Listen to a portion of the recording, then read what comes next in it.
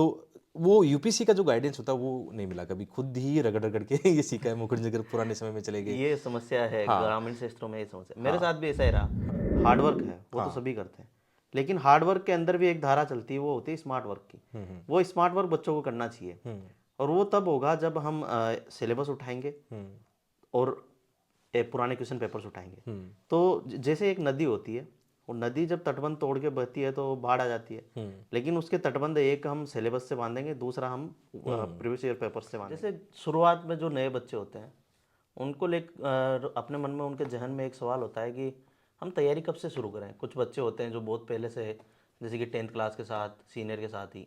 तो आपको क्या लगता है कि बच्चों को मतलब कौन सा एक सही टाइम होता है जब उनको शुरू करनी चाहिए तैयारी? ये एक बहुत ही बड़ा और रोचक क्वेश्चन है, क्योंकि आजकल जैसे जिस हिसाब से सोशल मीडिया ग्रो कर रहा है, चाहे इंस्टाग्राम देख लो या यूट्यूब देख लो, और यहाँ पे फिर जिस हिसाब से टॉपर्स आजकल काफ़ी एक्टिव है यहाँ पे, और उनके रील्स बनते हैं, वीडियो बनते हैं, तो मैंने देखा कि अपने यूट्यूब चैनल पर 8th क्लास के 10th क्लास के बच्चे कमेंट करने लगे कि सर हम अभी से यूपीसी की तैयारी कर रहे हैं। अच्छा, बहुत हाँ, पहले से अब लग बहुत जाते हैं। पहले से उनका रोज़ाना है, घरवाले, उनके घरवाले भी मतलब काफ़ी ज़्यादा प्रभावित हो रहे हैं कि अभी से बच्चों को ये कर देते हैं। तो मेरा हमेशा कहना है, और मैं हमेशा उनको गाइड भी करता हूँ कि यार अभी अपना बचपन ख़त्म मत करो। अच्छा। अभी आपकी स्कूलिंग है, आप फिर 10th 12th में जाओगे, ठीक है, आप एक थोड़ा सा सपना देख सकते हो, विजन बना सकते हो अपना, लेकिन सबसे अच्छा है खुशी के साथ अभी अपने बचपन को बचाना भी है, क्योंकि ये पल दोबारा नहीं आने वाले हैं। और बाद में 12th के बाद में उनको डिसाइड करना चाहिए। अच्छा, हाँ। हाँ एक्चुअली में ऐसा होता है कि लोग है ना अपना काफ़ी सारा समय जो है यूपीएससी की जर्नी में देते हैं। हाँ। जैसे कि मैं खुद कहूँ तो मैंने लगभग एक दशक दिया है अपनी जर्नी, क्योंकि मैं 2014 के आसपास से लगा हुआ हूँ, तो लगभग एक दशक हो गया है। हाँ तो बच्चों के लिए फिर ये टाइम बहुत लंबा हो जाता है, और भी क्योंकि जो हाँ 8वीं 10वीं के साथ ही लग गया, वो अपनी एकेडमिक्स की पढ़ाई पर जो होगी उस पर भी नुकसान होगा उसका। और वो मतलब जो जीवन जीता है, जो एक एज ए स्टूडेंट जो उसकी लाइफ है, उसमें इसका इम्पेक्ट मुझे लगता है वो पड़ता है। तो फिर भी जैसे कॉलेज के साथ है, हो सकता है कि जैसे कुछ लोग ग्रेजुएशन के साथ तैयारी शुरू करें, हाँ तब तक ठीक है। फाइनल ईयर हाँ। के साथ वगैरह क्या ये उसके साथ? सही सही आइडिया है कि जो अपना अनुभव कहता है, कि मेरा भी अनुभव कहता है कि मेरे हिसाब से कॉलेज का सेकेंड ईयर के बाद में थोड़ा सीरियस होना चाहिए। सेकेंड ईयर तक उसको अपनी कॉलेज भी जीनी चाहिए। देखो, मैं अपना कहूँ कि जैसे मैंने 3 इंटरव्यू फेस किए हैं, हाँ। और यदि मैं कॉलेज की लाइफ में अपनी पर्सनालिटी को डेवलप कर पाता, कि जैसे कॉलेज की लाइफ में चाहे आपको छोटा ही कॉलेज हो, हर जगह ऐसे प्रोग्राम होते हैं, लीडरशिप के प्रोग्राम होते हैं, आपको अच्छे मौके मिलते हैं वहाँ पे अपनी पर्सनालिटी को ग्रो करने का। जब भी कोई इस कॉलेज में कुछ भी प्रोग्राम हो रहा है, आप उसमें पार्टिसिपेट करो। जबकि मैं अपना खुद में बचता था कि जैसे कहीं कहीं भी कॉलेज में कोई प्रोग्राम, थिएटर सोसाइटी होती थी, ऐसे राइटिंग का कुछ होता था, या कहीं भी और भी मुझे मौका मिल रहा है, तो हमेशा बचने की प्रवृत्ति थी। अच्छा, जो एक्स्ट्रा हाँ, करिकुलर ये पता एक्टिविटीज़ नहीं है। था कि ये जाके कहाँ परेशान करेगा। तो मैं ये कहता हूँ कि 12th तक तो आप बिल्कुल ही मत सोचो। 12th तक तो आपकी स्कूल है, आप जो भी पढ़ना, आपको जो इंटरेस्ट है आपका, आपको किस लाइन में जाना है, आपको मेडिकल लाइन में जाना है, आईआईटी में जाना है, ठीक है, आईएएस बनना है, वो बात की बातें हैं। स्कूल तक आप मत सोचो। कॉलेज में भी फर्स्ट ईयर और सेकेंड ईयर आप लगाओ अपनी पर्सनैलिटी ग्रो करने में, जो भी आप कर सकते हो। जैसे मैंने एक चीज़ देखी है, हाल ही में ऐसे नए बच्चे मेरे साथ जुड़े हैं अपने आसपास के ही, जो डीयू और जेन्यू में पढ़ते हैं, और जब वो 12th पास की उन्होंने, वो मतलब उनके जो स्कोर रहा 12th में बहुत ज़्यादा था, मतलब तो वो चाहते तो आईआईटी में जा सकते थे, लेकिन उनका सपना था आईएएस बनने का। तो जब मेरे से उनका इंटरेक्शन हुआ, डिस्कशन हुआ, तो मैंने उनसे बात की कि आप आईआईटी में क्यों नहीं जाना चाहते हो, तो उनका इंटरेस्ट नहीं था वो, कि उनका सिविल सेवा में जाना है। तो फिर मैंने कहा कि एक काम करो फिर, है ना, आप एक अच्छी कॉलेज में जाओ फिर, जैसे डीयू अच्छा एक विकल्प हो सकता है यूपीसी एस्पिरेंट के लिए। डीयू में चाहे आपको कोई कॉलेज मिले, ठीक है, और आप एक बात ध्यान रखना, वहाँ 2 साल तक यूपीसी के बारे में सोचना। 2 साल तक आप कोई एनजीओ के साथ काम करना। डीयू में ऐसे प्रोग्राम होते हैं, जेएनयू में भी होते हैं ऐसे प्रोग्राम, कि आप कोई भी थिएटर सोसाइटी है, कहीं भी आप मतलब जहाँ पे आपको बोलने का मौका मिले, आपकी लीडरशिप क्वालिटी को निखारने का मौका मिले। तो एक दो एस्पिरेंट ऐसे हैं जो कंटिन्यू उसी दिशा में बढ़ रहे हैं। अब उनकी एज अभी 20 के आसपास हुई है, अभी वो जेएनयू में अपना मास्टर कर रहे हैं, ठीक है। अच्छा, कुछ चीज़ें हैं कॉलेज के साथ जो कर लेनी चाहिए, उनको भी हाँ, टाइम देना चाहिए। उनको टाइम देना चाहिए, सिर्फ हाँ। इसी को अपना एम बनाना है एक तरीके से कि हाँ हाँ बस यही करना है, ये मेरे ख्याल से ठीक नहीं है। हाँ। जैसे उन बच्चों का ये है कि वो सेकंड ईयर के बाद में, सेकंड ईयर उनका हो गया फाइनल में, वो अब यूपीसी के अपने सिलेबस को, जो एनसीईआरटी किताबें हैं, उनको देखने लगे हैं, सीरियस होकर अपनी तैयारी करने लगे हैं, वो सेल्फ स्टडी कर रहे हैं, कोचिंगों के पीछे वो नहीं भाग रहे हैं, क्योंकि आजकल सबको पता है कि अच्छा कंटेंट ऑनलाइन मिल रहा है, मार्केट में मिल जाता है, ठीक है।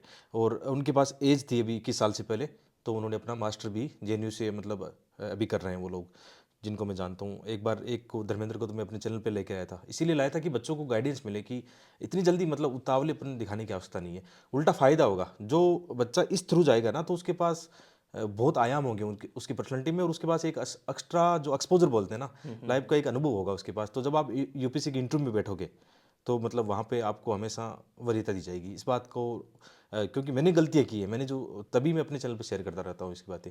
तो मेरे हिसाब से राइट टाइम ये होना अच्छा चाहिए। बाकी आपका अनुभव क्या कहता है इसमें? अच्छा, मेरा तो ये है कि जीवन के कुछ अनुभव है जो लेने चाहिए, वो हाँ ज़रूरी है। तो आप सिर्फ एक चीज़ में वन डायरेक्शनल हो जाना वो ठीक नहीं है। हाँ। तो जो कॉलेज लाइफ है, स्कूल लाइफ है, वो अच्छे से जिएं, और उसके बाद ही फिर आप तैयारी के बारे में सोचते हैं तो वही है, कॉलेज के साथ आप कर सकते हैं।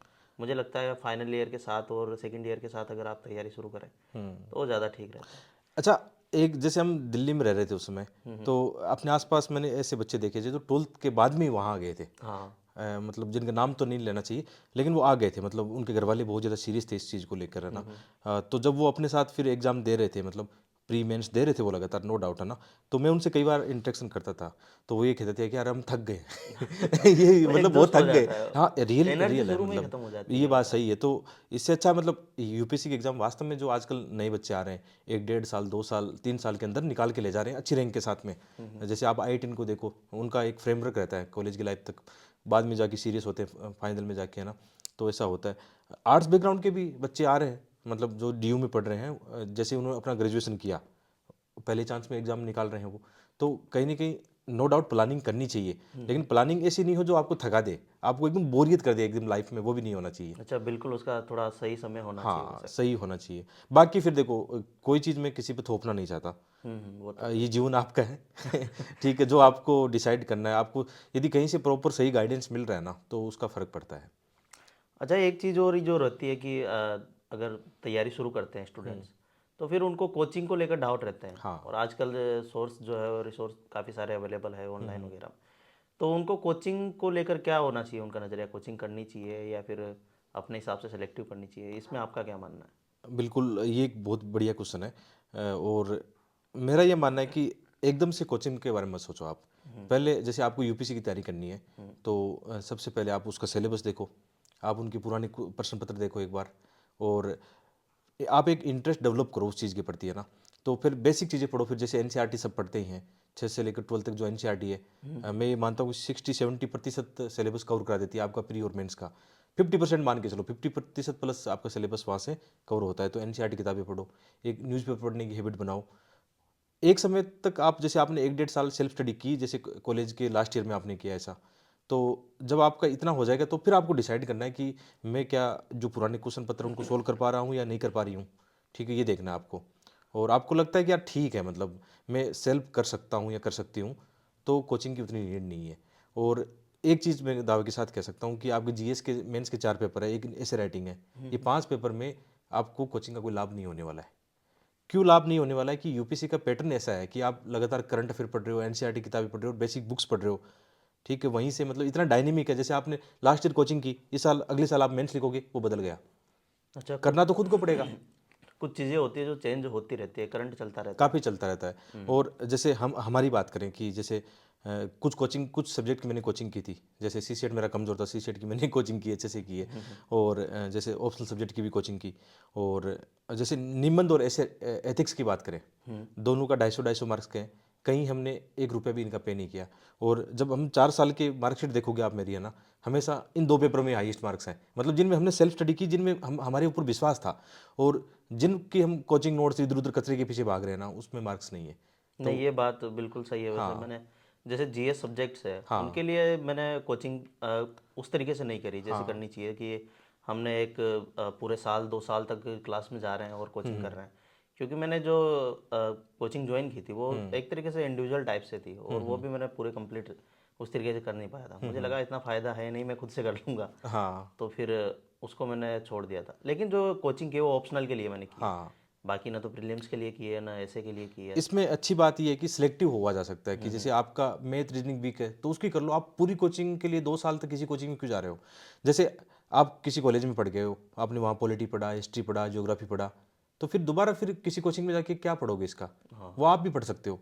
तो जैसे इकोनॉमी एक थोड़ा सा टेक्निकल सब्जेक्ट है, वहाँ से यूपीएससी में अच्छा स्कोरिंग भी है। तो जैसे आपको पैसा निवेश ही करना हो कहीं, तो मुंडाल सर की वीडियो खरीद लो भाई। ये आपको ये पता है मुंडाल सर से बेस्ट इकोनॉमी कोई पढ़ाता भी नहीं है। आप किसी भी कोचिंग में चले जाना, मुंडाल सर से बेस्ट कोई नहीं पढ़ाएगा। तो आपको चलो 10,000-15,000 10-15,000 रुपये खर्च करने, तो क्यों ना उनके इकोनॉमी का कोर्स ले लिया बस एक, बाकी का मैं सेल्फ कर लूँगा, ये हो जाएगा। मैथ रीजनिंग की आजकल 1,000-2,000 रुपये में आपको कोचिंग मिल जाती है, ठीक है। और फिर आपके पास पैसा है तो थोड़ा बहुत 10-15,000 रुपये आंसर राइटिंग वाली कोई उसमें लगाओ, मेंस वाली टेस्ट सीरीज में लगाओ। तो इतनी महंगी यूपीसी की वो कह सकते हैं नहीं, आजकल हवा बना दिया। आजकल ये एडटेक कंपनी आ गई एक तो ना, इतना हवा खड़ा कर दिया यूपीसी को लेकर। और एक चीज़ और मुझे जहाँ तक लगता है कि जैसे मैं अपना बताऊँ कि अब हिंदी माध्यम के लिए मैंने अपने चैनल पर एथिक्स, ऐसे राइटिंग, GS3, ज्योग्राफी की एनसीईआरटी किताबें, ये सब मैंने पढ़ा दी। अब आप 20,000 रुपये 30,000 रुपये कोचिंग कर लो जाओ, ठीक है, एथिक्स की कोचिंग कर लो और ऐसे राइटिंग की कोचिंग कर लो, इससे अच्छे लेसन वहाँ नहीं मिलेंगे, चाहे आपको कोई बड़ी यूनिवर्सिटी का टीचर पढ़ा रहा हो। क्योंकि मेरा एक सार था यूपीसी को लिखने का, और मुझे लकीली मार्क्स भी प्राप्त हुए, और वो नॉलेज मैंने इन वीडियो के माध्यम से शेयर किया है। तो मतलब फिर कोचिंग की कहानी है, क्यों आप एथिक्स का ऐसे का पैसा गंवाओगे, फालतू में अपना टाइम खराब करोगे। तो ऐसे ही किसी न किसी टीचर ने इकोनॉमी भी यूट्यूब पे पढ़ा दिया है, किसी ने पॉलिटी अच्छा पढ़ा दिया, किसी ने हिस्ट्री पढ़ा दिया। आप सर्च करोगे ना, तो कोई टीचर आपको मैथ का भी मिल जाएगा, रीजनिंग का भी मिल जाएगा। और आजकल के जो नए एस्पिरेंट हैं वो बहुत स्मार्ट है, वो ऐसे ही अपनी स्टडी करते हैं, कोचिंग का रुपया नहीं गंवाते हैं फालतू में, कुछ करते हैं तो अपनी कोई टेस्ट सीरीज में निवेश कर दिया उन्होंने।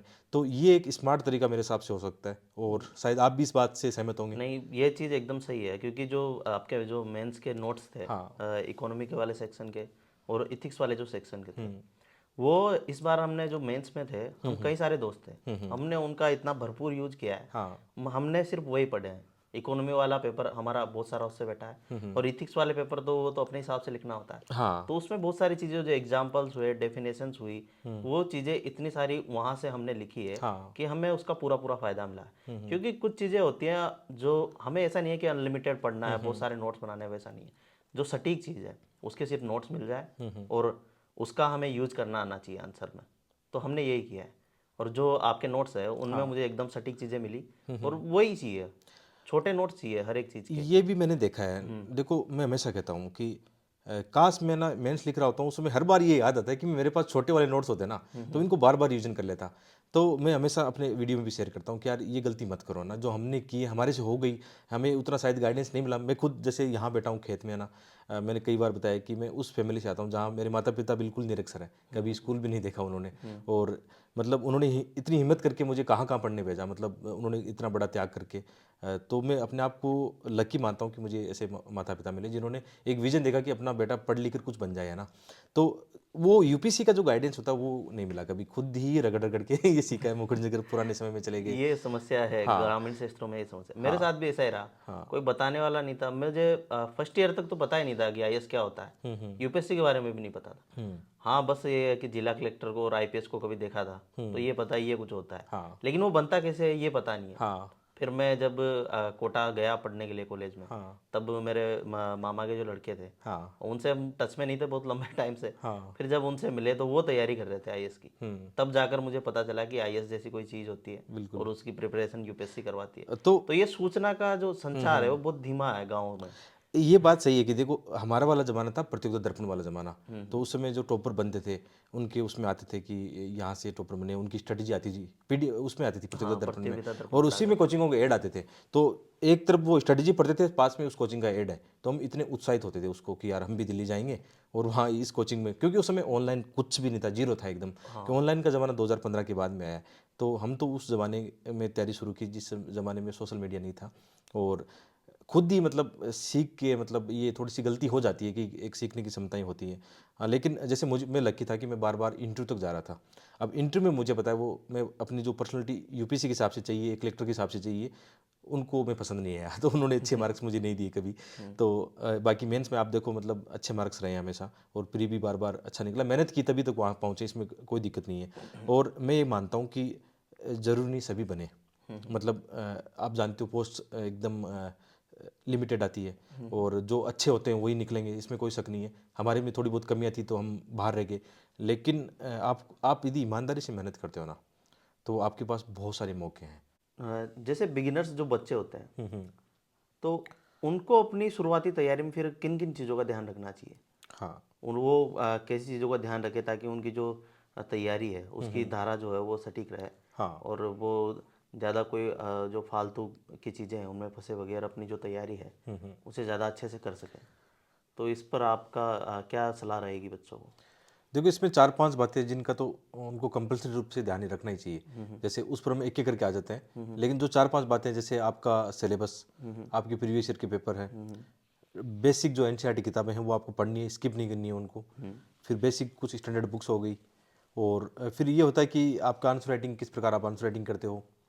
इसमें इम्पोर्टेंट एक और है कि आपका मीडियम कौन सा है, आप किस माध्यम को चुनना चाहते हो। और एक और आता है कि आपका ऑप्शनल सब्जेक्ट का चुनाव आप किस प्रकार करते हो। तो ये 5-7 बातें जिनको निश्चित रूप से ध्यान रखना चाहिए। और कुछ इंपॉर्टेंट बातें जिन पर हम आगे डिस्कशन करेंगे। तो सबसे पहले हम लेते हैं सिलेबस की बात करते हैं। तो जो बिगनर्स है, जिसने ये सोचा है कि अभी मुझे अगली साल एग्जाम देना है, या 2024-25 में एग्जाम देना है, मान लो उसको 2 साल बाद में एग्जाम देना है, तो आज मैं सोच रहा हूँ कि मुझे तैयारी करनी है। तो सबसे पहले काम होता है कि जो सिलेबस होता है ना, वो मुझे निकाल लेना चाहिए, उसका प्रिंट आउट निकाल लेना चाहिए। कहीं जाने की आवश्यकता नहीं, यूपीसी के नोटिफिकेशन में सिलेबस होता है। ये प्रिंट आउट जैसे ये है, निकाल लो और इसको आप देखना शुरू कर दो कि प्री का सिलेबस क्या है। एक्चुअली प्री का सिलेबस तो डिफाइन नहीं है, तो मेंस का सिलेबस आपके लिए ज़्यादा काम आएगा। कि यदि आप मेंस का अपना सिलेबस कवर कर लेते हो, तो आपकी प्री की भी 70-80% तैयारी हो जाती है। वहाँ पे आपको ऑप्शनल सब्जेक्ट जो चुनाव कर रहे हो उसका सिलेबस क्या है वो आपने देख लिया, ठीक है। और जैसे बहुत सारे बच्चे गलती करते हैं, सबको पता है सिलेबस देखना है, लेकिन देखते नहीं है। और जो देखते हैं टाइम पे वो सेलेक्ट हो जाते हैं। जैसे अपना कहें तो मतलब शुरुआती, जैसे मेरे 1-2 अटेम्प्ट रहे जिसमें मैं शुरू में प्री फेल रहा। तो अ, उस समय मुझे अपने ना तो सिलेबस का पता था, ना प्रीवियस ईयर का पता था। और जब तीसरे अटेम्प्ट में पहली बार हाँ। सीरियस होके सिलेबस देखा, प्रीवियस ईयर पेपर देखे, उस साल प्री भी निकला, उस साल मेंस भी निकला, इंटरव्यू तक पहुँचे। तो ये काम पहले कर लेते ना, तो ये जर्नी और आसान हो जाती। तो शायद हमारी गलतियों से सीख पाएँ तो अच्छी बात है। नहीं, वैसे ये गलती बहुत सारे स्टूडेंट करते हैं वैसे, हाँ। क्योंकि सिलेबस नहीं देखेंगे तो फिर तैयारी कैसे होगी। और सिलेबस ही है जिससे हमें पता चलेगा कि कौन कौन से सब्जेक्ट्स है, उसको कितना डेप्थ में पढ़ना है, कौन से टॉपिक्स पढ़ने हैं। अगर हम न्यूज़पेपर भी पढ़ने बैठते हैं तो सिलेबस अगर हमने देखा हुआ है तो जो टॉपिक हमारे काम का है वो तुरंत से हमारी नज़रों के सामने आ जाएगा। हाँ। उसके हम नोट्स बनाएंगे, उसी को हम पढ़ेंगे, ये होता है।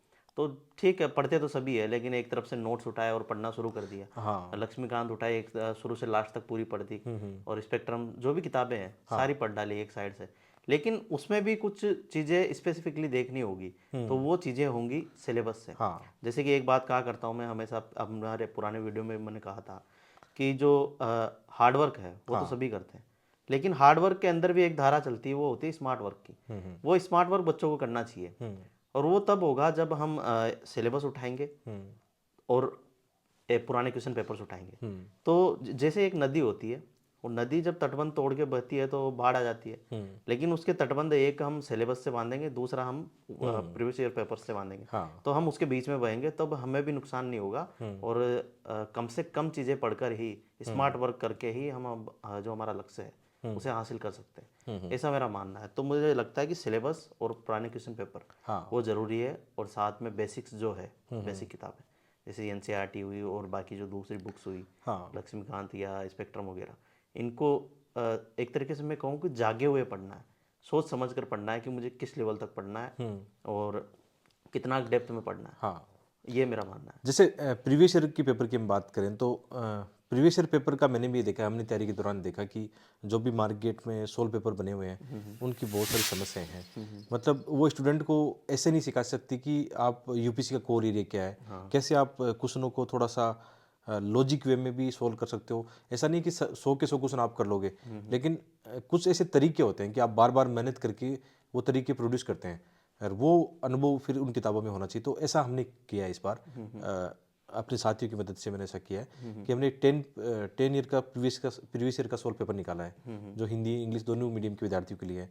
और वो न्यू स्टूडेंट को ये सिखाएगा कि यूपीसी प्री का तैयारी कैसे करनी चाहिए, क्या उसमें स्मार्ट तरीका हो सकता है, वो सब हमने उसमें टिप्स और मतलब अच्छे तरीके से रिसोर्सेज इंपॉर्टेंट है। कि जैसे ये एनसीईआरटी किताब है, इसके पे से ये क्वेश्चन आए, हमने वो फोटो चिपका दी वहाँ, कि वो सीरियस हो जाए कि यार एनसीईआरटी किताबों से क्वेश्चन आते हैं। तो ऐसा प्रयास हमने अच्छे से किया है। और जैसे प्रीवियस ईयर के पेपर मेंस की बात करें तो आप वेबसाइट है यूपीएससी की, उससे निकाल लो। सोल्व पेपर कोई अच्छे नहीं है उनके, है ना, ये एक समस्या है यूपीएससी की जर्नी में कि प्रीवियस ईयर के सोल्व पेपर उतने अच्छे नहीं मिलते हैं यहाँ पे, खुद ही को प्रिपेयर करना पड़ता है, खुद को ही मॉडल आंसर बनाने पड़ते हैं। तो आप जो अनसोल्व पेपर है यूपीएससी की साइट से निकाल लो। वैसे ये अच्छी चीज़ है, क्योंकि जो टॉपर थे शुभम, हाँ। उन्होंने भी ये बात बताई थी कि उन्होंने जब मेंस की तैयारी करी थी तो उन्होंने जो पिछले 4-5 साल के पेपर थे जो मेंस के, हाँ। वो पेपर उठाए और वो 2-3 दोस्तों में आपस में बांट लिए। हाँ। और उन्होंने टॉपिक वाइज किए, किस टॉपिक से आया है, फिर उस टॉपिक को सिलेक्ट किया और उस क्वेश्चन का जो मॉडल आंसर था हाँ। वो खुद से डेवलप किया, खुद से क्वेश्चन जो मॉडल आंसर थे वो लिखे उन्होंने और वो एक दूसरे के साथ शेयर किए। तो उससे क्या हुआ कि क्योंकि जो अगले पेपर आने वाले हैं वो लगभग आसपास ही होते हैं, उसमें कंटेंट वही आना है, थोड़ा बहुत चेंज होके, और क्वेश्चन की डिमांड भले ही दूसरी हो सकती है लेकिन कंटेंट लगभग वही काम आता है। सारे क्वेश्चन की तो नहीं कहेंगे लेकिन बहुत सारे क्वेश्चन जो है वो कंटेंट काम आता है उसमें, क्योंकि सिलेबस सेम है। तो वो जो चीज़ थी वो बहुत काम आई, वो मैंने भी किया। अभी लास्ट टाइम जो थे वो बहुत सारे क्वेश्चंस जो थे वो नोट्स से उनके आंसर बनाए और एग्जैक्टली उनको जाकर वैसे का वैसा जो डेटा था, जो कंटेंट था, वो आंसर्स में यूज किया। तो ये स्टूडेंट्स को करना चाहिए कि आप मार्केट से जो मॉडल आंसर उठाएं उसके बजाय जो है आप खुद से मेहनत करें और खुद से उसके मॉडल आंसर बनाएं। तो उससे आपको फ़ायदा दुगना होगा, क्योंकि एक तो आप खुद से बनाएंगे, उसी प्रोसेस में आपको याद हो जाएगी बहुत सारी चीज़ें और नई चीज़ें आप सीखेंगे कि मैंने क्या छोड़ दिया और क्या हो सकता है, आप खुद से इनोवेशन करोगे। ऐसा होना चाहिए मेरे ख्याल से। हाँ, दूसरी इम्पोर्टेंट बात आती है ऑप्शनल सब्जेक्ट के चुनाव में। देखो यहाँ पर कई बार एस्पिरेंट से गलती हो जाती है। मैंने कितने टॉपर ऐसे देखे हैं जिनका 4-5 अटेम्प्ट में ऑप्शनल सब्जेक्ट दूसरा था, लास्ट अटेम्प्ट में उन्होंने अपनी स्टडीज चेंज की और वो टॉप 10 में, टॉप 20 में आए। बहुत सारे ऐसे एस्पिरेंट देखे, कोई सोशोलॉजी छोड़ के एंथ्रो ले रहा है, कोई मतलब ज्योग्राफी छोड़ के जैसे हिंदी साहित्य ले रहा है, ऐसी पूरी रेंज है, कोई संस्कृत साहित्य ले रहा है। तो ऑप्शनल सब्जेक्ट का शुरू में यदि चुनाव सही हो जाए तो ये बढ़िया रहता है। और इसमें सबसे ज़्यादा भ्रांतियाँ पैदा करते हैं कोचिंग वाले, कि जिस टीचर का जो ऑप्शनल सब्जेक्ट वो पढ़ा रहा है उसको ज़्यादा मतलब प्रमोट करते हैं। जैसे हम भी ज्योग्राफी के जाल में ऐसे फंसे, आपकी भी गलती हुई, मेरे से भी गलती हुई, आपने ज्योग्राफी छोड़ा अलग और इस साल आप इसका इंटरव्यू आपने फेस किया। तो डाटा हमारे पास है कि प्रूफ हमने किया है कि आपने 4 मिनट्स लिखे ज्योग्राफी से, आपका एक बार भी इंटरव्यू कॉल नहीं हुआ। आपने हिंदी साहित्य लिया पहली बार, दूसरे हिंदी साहित्य में दूसरी बार में आपका इंटरव्यू कॉल हुआ। तो मतलब आपने इस बात को प्रूव किया कि मेरे लिए सब्जेक्ट कौन सा अच्छा था। मैं अपना भी कह सकता हूँ, ठीक है। बहुत सारे एस्पिरेंट जिन्होंने ज्योग्राफी छोड़ के, अपने देवेंद्र जी मीना है, ज्योग्राफी छोड़ा और हिंदी साहित्य लिया, उसी साल बन गए। ऐसे बहुत सारे हैं जिन्होंने सब्जेक्ट चेंज करके, अपनी रणनीति चेंज करके सफलता प्राप्त की है। तो यहाँ पे मैं कहना चाहूँगा कि ऑप्शनल सब्जेक्ट का चुनाव करते समय 3-4 क्राइटेरिया रखें अपने। बच्चे गलती करते हैं कि या तो उनका ग्रेजुएशन का कोई सब्जेक्ट हो या उनको लगता है इसका इंटरेस्ट बहुत ज़्यादा उस सब्जेक्ट में, ये गलती ना करें। इंटरेस्ट और ग्रेजुएशन के सब्जेक्ट को, ये पहले चलता था, जब हमारा ज़माना था उस समय ये चलता था कि आपका कोई ग्रेजुएशन का सब्जेक्ट हो, आपका बहुत ज़्यादा इंटरेस्ट हो, आप वो सब्जेक्ट ले लो। तो हमने लिया, ज्योग्राफी लिया, हमारा बहुत इंटरेस्ट था, ग्रेजुएशन में था, स्कूल में भी था, हमने पढ़ा। लेकिन आपको ये भी देखना है कि उस सब्जेक्ट का जिस माध्यम से आप दे रहे हो उसमें कितना अच्छा कंटेंट आपके पास उपलब्ध है कि नहीं, उसका सिलेबस कितना वाइड, आप 1 महीना, 2 महीना, 3-4 महीने में उसको कवर कर पाते हो, नहीं कर पाते हो। उसकी तुलना अन्य मीडियम के सब्जेक्ट या अन्य मीडियम के जो स्टूडेंट हैं उनके साथ भी तो करना है। और सबसे इंपॉर्टेंट जो ऊपर रखना है आपको, पिछले 5 साल में ये देखो सब्जेक्ट में कितने सिलेक्शन हुए हैं, हाईएस्ट मार्किंग पैटर्न या लोवेस्ट मार्किंग पैटर्न उसका क्या है, इस बात का ध्यान रखना है। जैसे हिंदी माध्यम के सब्जेक्ट का हम एग्जाम्पल देना चाहें तो सबसे ऊपर आप रख सकते हो हिंदी साहित्य को और हिस्ट्री को बराबर रख सकते हो। दोनों के रिजल्ट बराबर है और मार्क्स पैटर्न भी आपने देखा है कंटिन्यू इक्वल सा है दोनों का। तो जिनका हिस्ट्री सब्जेक्ट रहा है तो उनके लिए ठीक है, ग्रेजुएशन में रहा है तो फायदेमंद रख सकते हो। पॉलिटिकल साइंस भी अभी भी ठीक है, मतलब इस साल भी जैसे मेरे कुछ दोस्त हैं जिन्होंने इंटरव्यू दिया, लास्ट रिव्यू भी उनके 285 तक आए हैं पॉलिटिकल साइंस में, तो अभी भी ठीक है। जैसे शिव जी हैं, मनोज है, पॉलिटिकल साइंस से निकले हैं वो, ठीक है। 300 प्लस भी हिंदी माध्यम में आए हैं पॉलिटिकल साइंस में। संस्कृत साहित्य से पवन जी के एक बार जब हमारे साथ मेंस लिख रहे थे 19 में, तो उनके 301 नंबर आए थे। तो संस्कृत साहित्य भी अच्छा है। लेकिन जैसे ज्योग्राफी से थोड़ा सा बचना चाहिए। यदि आप अभी शुरू कर रहे हो, इस साल भर दिया तो कोई बात नहीं, लेकिन अभी शुरू कर रहे हो आप, तो फिर ज्योग्राफी से बचा जा सकता है। मतलब आप प्लानिंग कर सकते हो। लेकिन फिर भी जैसे आपका बहुत ज़्यादा विश्वास है इस चीज़ पर कि नहीं मैं ज्योग्राफी से बैठ के भी अच्छे मार्क्स ले आऊँगा, तो कोई बात नहीं, वो आप वो भी कर सकते हो। हाँ, वो इंटायरली खुद के ऊपर डिपेंड खुद पर करेगा कि डिपेंड है, वो हाँ। क्या चाहता है और किस तरफ मतलब आप लेना डाटा है। देखो, यूपीसी आपको पता है हर साल पब्लिकेशन, डाटा पब्लिकेशन करता है अपना, कि इस साल किस सब्जेक्ट से कितने निकले हैं, किस मीडियम से कितने लोग निकले हैं। थोड़ा डाटा देख लो ना, आपको थोड़ा सच्चाई ज़्यादा पता लग जाएगी। टॉपर्स के मार्क्स आते हैं वो देख लो एक बार, ठीक है। और जैसे मतलब इंग्लिश मीडियम में तो बहुत सारे अच्छी रेंज है, लेकिन आपने ये देखा IIT आते हैं ज़्यादातर आजकल पैटर्न किसका बना हुआ है, एंथ्रो का बना हुआ है। लोग एंथ्रो लेते हैं, एंथ्रो में 320-30 मार्क्स लेके आए लोग, 350-60 तक भी लेके आए। मैथ वगैरह सब्जेक्ट अच्छा है, तो इंग्लिश मीडियम में चलो कोई सा भी सब्जेक्ट ले सकते हैं, इंटरेस्ट हो तो उसमें तो अभी भी वो है। लेकिन कुल मिला के बात ये है कि कोई भी सब्जेक्ट आप ये हमसे मत पूछना कि सर हमें गाइड करो कौन सा सब्जेक्ट लें। आप डिसाइड करो, ये 3 4 5 क्राइटेरिया जो हमने अभी चर्चा की है वो देख लो, वो ज़्यादा बढ़िया रहता है। अच्छा, स्टूडेंट्स को खुद की हाँ क्षमता के अनुसार सोचना चाहिए हाँ, और वो उसी थोड़ी अनुसार जो है। रियलिटी से वाकिफ होना जरूरी है इसमें ना। किसी के कहने से, जैसे हम कह रहे हैं ज्योग्राफी मत लेना, तो हमारी बात मत मानो। मैं कह रहा हूँ हिंदी साहित्य लो, मत मानो इस बात को, बिल्कुल मत फॉलो करो इस चीज़ को। आप फॉलो किस चीज़ को करोगे, प्रैक्टिकल चीज़ों को फॉलो करो। आप रिजल्ट देखते हो आजकल तो सोशल मीडिया पर सब आते हैं, सबकी मार्कशीट आती है, ठीक है, तो ये सब चीज़ें देख के डिसाइड करो। और कोई सब्जेक्ट से आप नया भी लोगे ना, वो आप तैयार कर लोगे। जैसे हमने हिंदी साहित्य नया लिया और इजीली मतलब उसको कवर भी कर लिया, और आपने तो इस बार इंटरव्यू उससे दिया है। मुझे अभी मौका नहीं, हिंदी साहित्य लेने के बाद मुझे मेंस अच्छा, लिखने का मेंस भी लिखने का मौका मौका नहीं मिला मिला है। नहीं है अभी। लेकिन मैं एक बात अपने विश्वास से कह सकता हूँ कि मुझे अब, मैं लास्ट अटैम्प्ट में जैसे मेंस लिखने का मौका मिला, वैसे मिलना चाहिए, जिस हिसाब से मेहनत कर रहे हैं तो मिलना चाहिए, लेकिन फिर भी पता नहीं रहता, यूपीएससी की जर्नी ऐसी रहती है, दुर्भाग्य घटनाएं घट जाती हैं यहाँ पे। तो मिला तो मैं दावे के साथ कह सकता हूँ कि ज्योग्राफी से मैं 50 नंबर ज़्यादा लाऊंगा, जिस हिसाब से मैंने तैयारी की है और मैंने पैटर्न देखा है, ठीक है, तो ये बात है। और एक सबसे इम्पोर्टेंट बात जो नेक्स्ट है कि मीडियम का एक लेकर रहता है, तो मीडियम में ये है कि नो डाउट इंग्लिश मीडियम का रेशियो ज़्यादा है, क्योंकि इंग्लिश मीडियम विद्यार्थी ज़्यादा ही बैठ रहे हैं। जी। और यदि आपकी इंग्लिश अच्छी है तो इंग्लिश मीडियम रखना मतलब अच्छी बात है, आपके लिए प्रीफर करना ही चाहिए, नो डाउट उसमें, क्योंकि उसमें आपके लिए बहुत चीज़ें आसान हो जाएगी, कंटेंट से लेकर बहुत सारी चीज़ें आपके लिए आसान हो जाएगी, सहूलियत होती है बहुत सारी चीज़ों की इंग्लिश मीडियम वालों हाँ, के लिए। इजीली अवेलेबल है हाँ, कई सारी चीज़ें जो है। बाकी आपका और कोई भी मीडियम है, जैसे हिंदी है या रीजनल लैंग्वेज का मीडियम है, तो भी आपको घबराने की आवश्यकता नहीं है। यूपीएससी आपको पूरा मौका दे रहा है। लास्ट ईयर का रिजल्ट देख लो आप, टॉप पहले मतलब 3 4 साल के बाद में फिर से हिंदी मीडियम के भी उसमें आए हैं टॉप हाँ, में। रिजल्ट अच्छा रहा है हाँ, पिछले साल जो। टॉप 100 में अच्छी रैंक आई है। और क्योंकि जैसे मैं अपना कहूँ, अब मुझे ये बोले कि आप इंग्लिश मीडियम लेके कर लो, तो मैं इस चीज़ को मतलब मुझे लगता है कि मैं हिंदी में अपने आप को सही लिख पाऊंगा या एक्सप्रेस कर पाऊंगा। कई बच्चे ऐसे हैं, कई बच्चे ऐसे भी जिन्होंने गलती की, उनका हिंदी ठीक था, वो गलती से इंग्लिश मीडियम ले लिया, तो फिर वो दोनों में फंस के रह गए कई बार। लेकिन ये चलो आपको डिसाइड करना है, आपको उस चीज़ पर विश्वास कायम करना। आप कोई भी मीडियम लो, आपको इस बात को विश्वास कायम करना है कि मैं जो भी मीडियम ले रहा हूँ या ले रही हूँ, मैं आराम से इसको प्रिपेयर करके मैं इसमें सफलता प्राप्त कर सकता हूँ यहाँ, ठीक है। तो मीडियम बाधा नहीं है मेरे हिसाब से, मीडियम कोई बाधा नहीं है। आजकल कंटेंट, आजकल गूगल ने आसान कर दिया वैसे। जैसे मैं मराठी मीडियम का हूँ, तो मैं इंग्लिश का कंटेंट मराठी में इजीली कर लूँगा क्योंकि मैं बच्चों को पढ़ाता हूँ, जैसे the Hindu newspaper Hindi medium वालों को भी पढ़ाता हूँ। तो उसमें मैंने देखा कि पहले हिंदू पढ़ना बहुत मुश्किल काम होता था, समझ में नहीं आता था, बहुत ज़्यादा टेक्निकल इंग्लिश उसमें थी। लेकिन आजकल पढ़ना उसको बहुत आसान बना दिया गूगल के ट्रांसलेट ने। तो ऐसा भी कर सकते हो आजकल आप, अच्छा, अपना मतलब कंटेंट इजीली बना सकते हो। रिसोर्सेज जो है वो अवेलेबल है। हाँ आप, और एक जो बच्चों का रहता है कि जैसे करंट का करना है, तो हाँ करंट पढ़ने को लेकर बच्चों का डाउट रहता है हमेशा कि हम न्यूज़पेपर से पढ़ें या कोई किसी की मैगजीन से पढ़ें, तो उसको लेकर आपका क्या टेक है, वो कैसे करना चाहिए बच्चों को कंप्लीट? मेरा यही मानना है कि यार न्यूज़पेपर का कोई मुकाबला नहीं है। डेली आप न्यूज़पेपर पढ़ते हो ना, देखो इसके पीछे मेरे 2 3 तर्क भी है कि न्यूज़पेपर आपको क्यों पढ़ना चाहिए। आप कोई किसी भी मुद्दे को कवर कर रहे हो ना, एक मैगजीन से कवर कर रहे हो, एक न्यूज़पेपर से कवर कर रहे हो।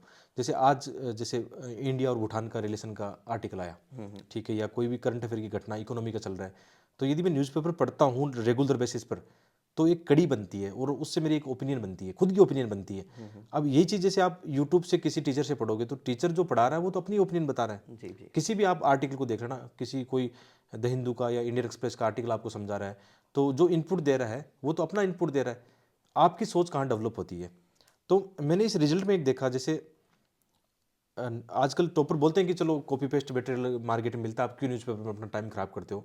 लेकिन मेरी ओपिनियन हमेशा अलग रही है कि न्यूज़पेपर खुद पढ़ो। यूपीएससी उन लोगों को ज़्यादा मतलब प्रीफर करता है, मेंस के एग्जाम में प्रीफर करता है जिनका कुछ मौलिक हो, खुद की चीज़ें हों, और दिख जाता है यार। आप मतलब आपने रट्टा मार के कोचिंगों का नोट्स वहाँ पे प्रोड्यूस किया है, या आपने कुछ अलग हटके काम किया है। जैसे कल आप बता रहे थे कि हिंदी साहित्य में पढ़ते सभी एक ही कोचिंग के, तो सब लोगों के अच्छे मार्क्स क्यों नहीं आते हैं। मार्क्स किन के अच्छे हैं, जिन लोगों ने थोड़ा सा इनोवेशन कर दिया, अलग मौलिकता दिखा दी। तो न्यूज़पेपर आपको ये अपॉर्चुनिटी देता है, और डेली बेसिस पर आप न्यूज़पेपर पढ़ते हो तो आपकी एक कड़ी जुड़ती चली जाती है, और आपके जितने भी मुद्दे हैं ना, आप इकोनॉमी, ज्योग्राफी, साइंस के जितने भी मुद्दे हैं वो आपके साथ जुड़ जाते हैं, और वो आपके आंसर राइटिंग में चलाते हैं इंटीग्रेटेड आंसर राइटिंग के रूप में, उससे फ़ायदा मिलता है। और सबसे इम्पोर्टेंट यूपीसी के मेंस में है बहुत सारे एग्जाम्पल, कहानियाँ, डाटा, केस स्टडी, एग्जाम्पल। वो किसी मैगजीन की बजाय न्यूज़पेपर में अच्छा लगता है, क्योंकि कई बार स्टोरी आती है कोई, कई बार वुमेन एम्पावरमेंट पर कोई लेकर आया है, या कोई स्टोरी कहानी आई है कि इस महिला ने इतना अच्छा काम किया है, उस स्टोरी को आपने जुटा लिया। ये मैगजीन में कहाँ से लाओगे आप? हाँ, ऐसा होता है। हाँ क्योंकि कई सारे एग्जाम्पल, जैसे एथिक्स के कुछ सारे एग्जाम्पल्स होते हैं, हाँ। वो न्यूज़पेपर में आते हैं, जैसे कि दैनिक जागरण है, इंडियन एक्सप्रेस है, उससे हम उठा सकते हैं। फिर कुछ सारे कंटेंट ऐसे होते हैं, जैसे कि कुछ क्वेश्चन होते हैं जिनके नोट्स हमें जो मैगजीन्स होती है हाँ उनमें नहीं मिलते हैं। हाँ। जैसे कि कई मैंने क्वेश्चन देखे ऐसे प्रीलिम्स में देखे, जो कि हिंदू के पिछले पेज में थे, लेकिन हाँ। उनको अगर नोट्स से पढ़ने बैठे तो वो कहीं भी नहीं थे, कहीं मैंने देखा ही नहीं उनको। लेकिन न्यूज़पेपर पढ़ने की प्रोसेस में मेरा उन पर ध्यान चला गया, तो ध्यान गया तो मैंने अपने हिसाब से 2 लाइन में उनको लिख लिया। और वो जब क्वेश्चन प्रीलिम्स में पूछा गया तो वो मैं उसको इजीली सॉल्व कर पाया, जबकि मैंने मैगजीन भी देखी थी बाकी की, हाँ लेकिन वो सब जगह वो था नहीं। तो ये मेरे ख्याल से होना चाहिए कि न्यूज़पेपर में वैसे टाइम कितना लगता है, 1-2 घंटे का टाइम देना हाँ, होता है देना चाहिए मुश्किल से। उसमें। और आजकल तो द हिंदू और इंडियन एक्सप्रेस दोनों ने ऐसा कर दिया, यूपीसी की इन्होंने कैटेगरी बना दी, एक्सप्लेन्ड जो पेज आता है, एक्सप्लेन करके जो आता है, हाँ दोनों में है। और उन्होंने टारगेट ऑडियंस उनकी यूपीसी के स्टूडेंट है, और वैसे ही आता है जैसे अपना सिलेबस है, कोई भी किसी मुद्दे पर चर्चा करेंगे, पूरा डीप एनालिसिस उसमें होगी। और मैं अपने वीडियो में द हिंदू की जो यूट्यूब पे लाता हूँ, हमेशा उन चीज़ों को कवर करता हूँ, क्योंकि डायरेक्ट क्वेश्चन वहाँ से हमने देखे, हमने तो जर्नी में इसमें काफ़ी देखा है। हाँ। और इससे फ़ायदा मिलता है। तो न्यूज़पेपर इंटरव्यू में आपको बहुत हेल्प करेगा। मतलब आप न्यूज़पेपर कंटिन्यू पढ़ते हो तो इंटरव्यू के दौरान आपका कॉन्फिडेंस रहेगा एक, आपको कोई भी किसी भी मुद्दे पर चर्चा की जाए, क्योंकि देख सिलेबस में साफ लिखा है कि इंटरव्यू में आपसे देश दुनिया के सवालों पर चर्चा की जाएगी, आपसे डिबेट की जाएगी, तो आप वहाँ से बच नहीं सकते आप। ठीक, तो न्यूज़पेपर वहाँ पे भी हेल्प करेगा। एक बात मुझे याद आ रही है कि जैसे जब तैयारी करें ना अपनी, तो इंटीग्रेटेड तैयारी करें। मतलब ऐसा नहीं है कि मैं पहले 5 महीने प्रीलिम्स की तैयारी अकेले कर रहा हूँ, फिर मेंस की तैयारी करूँगा और फिर इंटरव्यू की तैयारी लास्ट में करूँगा। बच्चे ये गलती सबसे ज़्यादा करते हैं कि वो इंटरव्यू के बारे में तो सोचते ही नहीं है। अच्छा। उनको ये लगता है कि मेरा मेंस निकल जाए एक बार, उसके बाद मैं इंटरव्यू फेस करूँगा, तो मैं उस समय देख लूँगा। तो उस समय इंटरव्यू वाले भी हमें देख लेते हैं। तो होना क्या चाहिए कि जैसे मैंने आज सोच लिया भाई मुझे अब यूपीसी की तैयारी करनी है, मैं इस फील्ड में जा रहा हूँ, तो आज के दिन से मेरी जो पर्सनैलिटी है ना, वो उस दिशा में आज से हो जानी चाहिए। अच्छा, वो सोच के चलना है कि इंटरव्यू के समय पे मुझे बोलना है, तो खुद की पर्सनालिटी पर ध्यान देना है। तीनों चीज़ें एक साथ रहेगी आपकी। आपको जैसे आप न्यूज़पेपर पढ़ोगे, आपने एक भी बात की, तो न्यूज़पेपर में कोई आर्टिकल आया तो आपको ये पता होगा कि ये प्री में काम का है मेरे, ये मेरे मेंस में काम का है, ये इंटरव्यू में डिबेट वाला मामला है। तो आपको इंटीग्रेटेड तैयारी करने से आपका सिलेबस इतना आसान हो जाएगा, और आप उस चक्कर में फंसोगे नहीं कि आप बार बार प्री निकाल रहे हो, बार बार मेंस दे रहे हो, कब इंटरव्यू दे रहे हो। 1-2 अटेम्प्ट में आपका कल्याण हो जाएगा। शायद ये गलतियां मैंने की है, इसीलिए हाँ वो कह सकते हैं कि बार बार मेंस देते रहे या जो भी रहे। हाँ। खैर, उसमें ऑप्शनल का भी थोड़ा बहुत जो रहा नुकसान वो रहा, मेरे साथ ये रहा कि जैसे, लेकिन चीज़ समझने में थोड़ा हाँ, समय लगा, ये बात तो रही। मेरे वाले गेम में ये था कि जैसे जिस साल 821 मार्क्स आए थे मेंस में, तो मतलब ठीक ठाक भी, मतलब जैसे लोगों को एवरेज मिलते, वो एवरेज में मिल जाते, तो मुझे अच्छी पोस्ट मिलती। हाँ। तो मैंने भी ये गलती की, जैसे मेंस दे लिया, मेंस देने के बाद में 2-3 महीने न्यूज़पेपर पढ़ा ही नहीं, बिल्कुल ऐसे बैठे हैं, इंतजार कर रहे हैं रिजल्ट का, रिजल्ट आएगा पता नहीं होगा ही नहीं होगा, उतना कॉन्फिडेंस नहीं था उस चीज़ में। तो फिर जब इंटरव्यू कॉल हुआ तो ज़्यादा टाइम मिला नहीं, 10-15-20 दिन या महीना मिला एक तैयार करने के लिए, तो उसमें कितनी चीज़ कवर करते। तो ये गलती मत करना, लगातार जो न्यूज़पेपर आपका है ना कंटिन्यू पढ़ते रहना, उससे फ़ायदा मिलता है। तो न्यूज़पेपर का रोल बड़ा हमेशा। और तैयारी भी हमने कहा कि जैसे इंटीग्रेटेड तैयारी करनी चाहिए। जैसे आप ज्योग्राफी पढ़ रहे हो या पॉलिटी पढ़ रहे हो, हिस्ट्री पढ़ रहे हो, तो अपना प्री और मेंस दोनों का सिलेबस देखा, दोनों के क्वेश्चन पत्र देखे, और मतलब उस हिसाब से तैयारी की, ताकि आपका अलग से तैयारी करने की आवश्यकता नहीं पड़ेगी। तो पहले तैयारी किसकी करोगे, पहले मेंस को शुरू करो। मेंस के आपके जैसे जीएस फेस्ट है, उसमें ज्योग्राफी है, उसमें हिस्ट्री है, सोसाइटी है, जीएस 2 में आपका राज्य व्यवस्था है, आईआर है, जीएस 3 में इकोनॉमी है, साइंस टेक है, इंटरनल सिक्योरिटी है, और जीएस 4 में एथिक्स है। तो पहले इनको आप तैयार करना शुरू कर दो।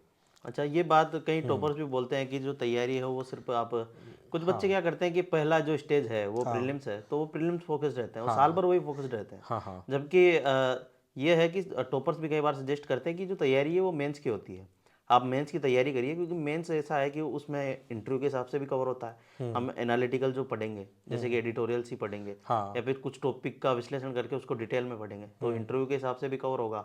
और प्रीलिम्स के जिस हिसाब से के क्वेश्चन आते हैं, तो उसमें भी वो यूजफुल होता है। फिर ये है कि साल भर मेंस की तैयारी चलती रहे, और जब पीटी पास आने वाला हो, 1-2 महीने का समय हो, तो 2 महीने पहले पीटी फोकस्ड हुआ जा सकता है हाँ पूरी हाँ। तरह से। और पीटी फोकस्ड होने का मतलब मेरा जो है कि हम जैसे कि पीटी के हिसाब से क्वेश्चन पेपर सॉल्व करें, और कुछ चीज़ें जो थोड़ी सी डिफरेंट है जो कि मेंस में नहीं आती है उनके नोट्स बना लें और उनको जो है थोड़ा ध्यान दें। हाँ और एक सवाल बच्चों का रहता है कि शॉर्ट नोट्स बनाने की जैसे हम बात करते हैं, तो वो उनका सवाल होता है कि शॉर्ट नोट्स हम कैसे बनाएं। वो सिंपल सवाल ये होता है कि शॉर्ट नोट्स कैसे बनाएं। हाँ, उससे पहले हम बुक्स एंड रिसोर्सेज पे आते हैं, ताकि पहले जो किताबें कौन सी पढ़नी है, कैसे शॉर्ट नोट्स बनाने हैं, ये दोनों कवर हो जाएंगे। तो जैसे बुक्स एंड रिसोर्सेज में सबसे पहले तो एनसीईआरटी किताबें हैं। अब एनसीईआरटी किताबों में पुरानी एनसीईआरटी भी है, कुछ हिस्ट्री वाली अच्छी किताबें हैं। न्यू एनसीईआरटी में ज्योग्राफी है, हिस्ट्री सब इंपॉर्टेंट है। और इनके तो सबको पता है कि कौन कौन सी एनसीईआरटी पढ़नी होती है। नहीं पता हो तो मतलब मैंने भी कई वीडियो बनाए इन पे, नई और पुरानी एनसीईआरटी आप सर्च करोगे तो आराम से मिल जाएगा। तो जैसे मेरा ये मानना है कि जैसे ज्योग्राफी पढ़ना है उनको, तो पहले तो एक दो राउंड है ना उनको पढ़ना ही चाहिए, नोट्स एक बार नहीं बनाने चाहिए। उसके पीछे एक मेरा तर्क है, क्योंकि पहली बार में यदि नोट्स बनाने बैठेगा ना कोई, तो वो पूरी पूरी किताब छाप देगा। अच्छा, हाँ, ये तो होता जैसे ज्योग्राफी पढ़ी तो 2-3 बार एक बार पढ़ लेना चाहिए ऐसे। नोट्स कब बनाने चाहिए, जब थोड़ी मेच्योरिटी आ जाए कि अब उसको पता है कि उसके प्री में कैसे क्वेश्चन आए हैं, उसके मेंस में कैसे क्वेश्चन आए हैं, तो अब वो नोट्स वही बनाएगा जहाँ से क्वेश्चन आए हैं। तो उसका नोट्स अपने आप शॉर्ट हो गया। तो जैसे कोई जैसे 6th क्लास की ज्योग्राफी की एनसीईआरटी है, उसके 5 पेज में नोट्स आ जाएंगे फिर उसके। जैसे लक्ष्मीकांत पूरी बुक है, उसको नोट्स लक्ष्मीकांत बनाए तो ठीक है, नहीं बनाए तो कोई फर्क नहीं पड़ता। जैसे स्पेक्ट्रम में उसके नोट्स बनाए तो ठीक है, नहीं कोई बात नहीं, नोट्स बनाने की आवश्यकता उसमें नहीं है। लेकिन एनसीईआरटी किताबें बहुत ज़्यादा होती है, उनको बार बार आप फिर एग्जाम के पास आप पढ़ नहीं सकते उनको, तो फिर शॉर्ट नोट्स आपकी हेल्प करेंगे। जैसे मेंस की बात करें, मेंस के शॉर्ट नोट्स कब बनाने चाहिए, एक दो बार तो आप वही आप सिलेबस अपना देखो, रीडिंग करो, और उसके बाद में शॉर्ट नोट्स बनाना शुरू करो। और शॉर्ट नोट्स इतने शॉर्ट्स बनाओ कि वो केवल आपके समझ में आए। जैसे मतलब हम बात करें एथिक्स की बात करें, तो एथिक्स का सिलेबस 20 पेज में आ जाए ना, तो वो शॉर्ट नोट्स आपके कामयाब है। ये मैंने देखा, अपना भी देखा और टॉपर्स के भी देखे हैं। ठीक है। हाँ, मतलब शॉर्ट नोट्स ये से कि 2-3 बार हमने कोई भी चीज़ है, जैसे हाँ कोई एनसीईआरटी है उसको पढ़ लिया, 2 बार पढ़ लिया, हाँ फिर 3 बार अगर किसी को लगता है 2-3 बार पढ़ने के बाद, फिर जब उसे लगे कि हाँ ये चीज़ मुझे इंपॉर्टेंट लग रही हाँ। है और क्वेश्चंस के हिसाब से ये चीज़ इंपॉर्टेंट है, तो वो उसके नोट्स बनाए, तो अपने आप ही वो शॉर्ट हो जाएंगे। और शॉर्ट होने के बाद फिर ये हो जाएगा कि 2-4 पेज में बनाया उसने अलग से, उसको कहीं भी चलते फिरते कहीं भी रिवीजन कर लिया उसने, क्योंकि रिवीजन एक बहुत ज़्यादा ज़रूरी हो जाता है। शॉर्ट नोट्स तो बना लेते हैं, लेकिन नोट्स बनाने के बाद भी बच्चे रिवीजन नहीं कर पाते हैं, इसीलिए शॉर्ट नोट्स ज़रूरी हो जाते हैं। अगर मैंने जैसे कि रजिस्टर से रजिस्टर भर लिए, पूरे 7-8 भर दिए, तो उनको रिवीजन करना बड़ा ना, मुश्किल वो हो मुश्किल जाता हो है। जाएगा। फिर न्यूज़पेपर के बना सकते हैं वो शुरू में ही। जैसे उनकी एग्जाम जैसे उनको 1.5 साल बाद में देना है, तो अभी से मतलब न्यूज़पेपर के कंटिन्यू अपने नोट्स बना सकते हैं। जैसे मंथली कोई मैगजीन पढ़ रहा है या कोई वेबसाइट से कहीं नोट्स बना रहा है अपने, तो वो फिर नोट्स बनाने चाहिए। वो नोट्स कैसे शॉर्ट बनाने चाहिए, जैसे आज की जितनी भी खबरें आई हैं वो एक पेज में आ जानी चाहिए, इतना शॉर्ट लिखो उसको, फालतू का कचरा डालो ही मत, उसमें कोई अच्छा कोटेशन हो, अच्छा डाटा हो, उसमें अच्छी कोई बात लिखी है, उसको शॉर्ट नोट्स बना लिया एकदम। तो न्यूज़पेपर के कंटिन्यू अभी बना सकते हैं वो। अच्छा, हाँ, क्योंकि रिवीजन ज़रूरी हो जाता है। कई हाँ बार बच्चे ऐसे करते हैं कि मुझे याद नहीं होते, याद करने की ज़रूरत नहीं है, मुझे जो लगता है देखो, रिवीजन करने से कुछ चीज़ें अपने आप ध्यान रह जाती है, और वो जो ज़रूरी होती है एग्ज़ाम के हिसाब से वही चीज़ें होती है जो आप नोट्स में बनाते हो फिर। मैं हमेशा एक बात एस्पिरेंट को कहता हूँ कि यूपीएससी की जो जर्नी की सफलता है ना, वो रिवीजन में छुपी है। आप ना 3 कदम आगे जाते हो ना, 2 कदम वापस पीछे रखो, और यदि 2 कदम वापस पीछे नहीं रखे ना, तो पीछे वाला सब मिट जाएगा। मतलब आपने जितनी मेहनत की वो बर्बाद हो जाएगी। हाँ, तो ये रखो, जैसे उसमें मैं हमेशा एक स्ट्रेटजी फॉलो करता हूँ कि जैसे एक तुम डेली वाइज रिवीजन कर सकते हैं, एक वीकेंड का रख सकते हैं, और एक फिर जब आप वो टॉपिक एंड हो गया तो डेली कैसे कर सकते हैं। जैसे आज मैंने पहला चैप्टर खत्म कर लिया, हाँ, ठीक है, तो मैं जब कल कल सेकंड चैप्टर पढ़ूंगा, तो मैं पहले वाले को जो मैंने हाईलाइट किया है या नोट्स बनाए हैं कुछ, उनको रिवीजन करूंगा। फिर थर्ड पे जाऊंगा तो पहले वाले दूसरे वाले को रिवीजन करूंगा। तो एक तो ये डेली वाली स्ट्रेटजी हो गई। अच्छा, एक कड़ी से कड़ी कड़ी से जुड़ती कड़ी रहेगी जुड़ती वो। जाएगी। एक जैसे वीकेंड में, जैसे आज संडे है, आज मैं नया नहीं पढ़ूंगा, मैं उसी को जो मैंने 7 दिन पढ़ा है उसी को मैं थोड़ा रिवीजन करूंगा। और फिर जैसे ही वो किताब एंड हो गई तो एक बार उसको रिवीजन कर लूंगा। तो वो किताब आपको ये भी पता होगा कि उस किताब में ये चीज़ यहाँ छपी हुई है।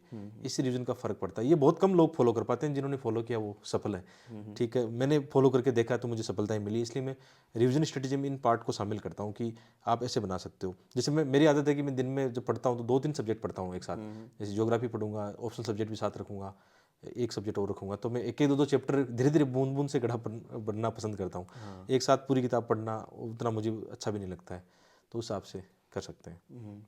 तो आज हमने बिगनर्स के लिए बातें कर ली कि उनको किन बातों का ध्यान रखना है, कैसे इंटीग्रेटेड अप्रोच के साथ पढ़ाई करनी है, ऑप्शनल सब्जेक्ट में ध्यान रखना है, मीडियम को लेकर भी ध्यान रख सकते हैं, कंटेंट में थोड़ा ध्यान सावधानी बरतनी है, ज़्यादा पढ़ने की आवश्यकता नहीं है, जो है मतलब कोर वही पढ़ना है।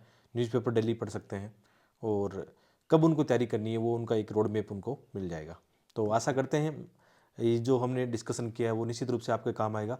विशेषकर कोई बिगिनर्स यहाँ तक पहुँचा है तो निश्चित रूप से उनकी लाइफ में ये क्रांतिकारी एक बदलाव देखने को मिलेगा कि उनकी जो दिशा है ना यूपीएससी की जर्नी की वो बहुत सही हो जाएगी। मैं इस बात को मानता हूँ, बिलीव करता हूँ कि आपको अच्छा कहीं से गाइडेंस मिलता है, एक प्रॉपर गाइडेंस मिलता है तो उसका बहुत फ़र्क पड़ता है। ठीक है, तो मिलते हैं बिल्कुल ऐसे ही। ज़रूरी चीज़ है। हाँ, बताइए क्या कह रहे थे आप? प्रॉपर गाइडेंस जो है वो बिल्कुल ज़रूरी चीज़ है। जैसे कि एनसीईआरटी लें, एनसीईआरटी बच्चे छोड़ देते हैं वो, हाँ, जबकि वो स्किप करने वाली चीज़ नहीं है। हाँ। अ, ठीक है फिर। तो ऐसे ही चर्चा जारी रहेगी। आप कमेंट करके बता सकते हो कि जो बिगनर्स हैं उनको किस टॉपिक पर और वीडियो चाहिए, ताकि हम डिस्कस करके या अच्छे हम रिसर्च के साथ में आपके साथ आ सकते हैं। तो आप सबका बहुत बहुत धन्यवाद। मिलते हैं अगले वीडियो में। आपका भी बहुत बहुत धन्यवाद राम। धन्यवाद।